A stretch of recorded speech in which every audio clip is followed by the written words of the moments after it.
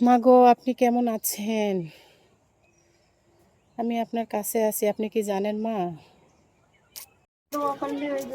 দোয়া তো করি, কিন্তু মা তো জানলো না যে মায়ের আশেপাশে আসেই আমি আছি। মা জানতেও পারে নাই যে মার কাছে আমি আসে থাকবো। এটা তো মা জানলো না। এটাই তো মনের ভিতরে একটা দুঃখ বুয়া। মা যদি জানতে আমাকে বাসা মা যদি জানতে যে আমি এই এলাকায় আছি বা এই এলাকায় থাকি, মায়ের আশেপাশেই থাকি, এই যে মায়ের বাসায় দেখেন এই কিনারে, আর আমি থাকি এই যে ফ্ল্যাটে, ওই যে দেখেন ওই যে ২ তলাটা দেখা যায়, ওইখানে থাকে আমি। আমার মায়ের বাসা হচ্ছে এই কোণা বরাবর, ওই যে দেখেন ২ তলাটা।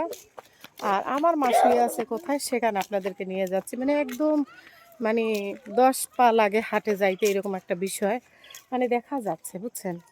তো আমার কপালটা এতই খারাপ, আমি ছোট্টবেলায় গেছি দিনাজপুরে, আর এত বছর পরে ১৫-২০ বছর পরে আমি আমার এলাকায় আসে, কিন্তু মায়ের কোলে মাথা রেখে একটু ঘুমাতে পারলাম না, মায়ের আঁচলের নিচে একটু শান্তি মতন শুইতে পারলাম না। সেই ছোট্ট বয়সে গেছি কিন্তু আমি দিনাজপুরে। তো মনটা খুবই খারাপ লাগতেছে। তো মায়ের কাছে যাব, আমি তো মায়ের কাছে সব সময় যাই, বা না গেলে তো আমি মনের ভিতরে শান্তি পাই না। এই যে দেখেন, হয়তো আপনাদের সাথে চোখের পানিগুলো না দেখাটাই ভালো, আদিক্ষেতা মনে হবে।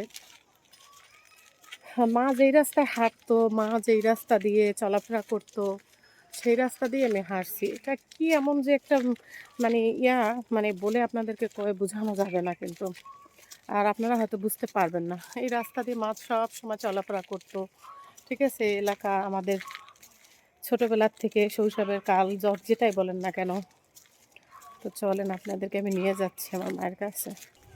তবে মনের ভিতরে অনেক আফসোস যে মা জানে না যে আমি এখানে আশেপাশে মার কবরটা আমি হাজারবার দেখতে পারবো। ঠিক আছে? মা এটা জানে না। যদি জানা যাইতো না যে আমি এখানেই থাকবো, এখানেই আসবো, কি নিয়তের খেলা, তাই না? তাহলে মা মনে হয় শান্তি পেত, আরও একটু হলেও শান্তি পাইতো। মা খালি চলে যাওয়ার আগে খালি একটাই বলতো যে, "ও তো দিনাজপুরে থাকে, ও তো আমারে চাইলেও দেখতে পারবে না। এদিক দিয়ে আসো বুয়া।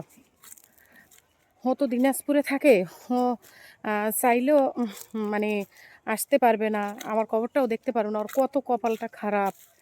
তো আসলে কি দেখেন, আমি মার কাছে আসে দিনের ভিতর ২ বারও আসি কোনো দিন, আর প্রতিদিন তো আসি।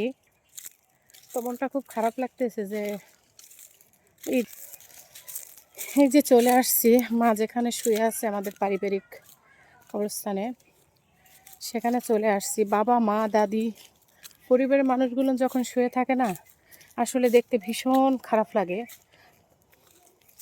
আসলে বলে বোঝানো যাবে না। ঠিক আছে? বলে বোঝানো যাবে না। এই যে মা শুয়ে আছে, আর আমি দেখতে আসছি। এটা আসলে কেমন জানি না, এদিক দিয়ে উঠি। তো মা শুয়ে আছে দেখেন, আসলে মনটা অনেক খারাপ, ভারী খারাপ। আসসালামু আলাইকুম।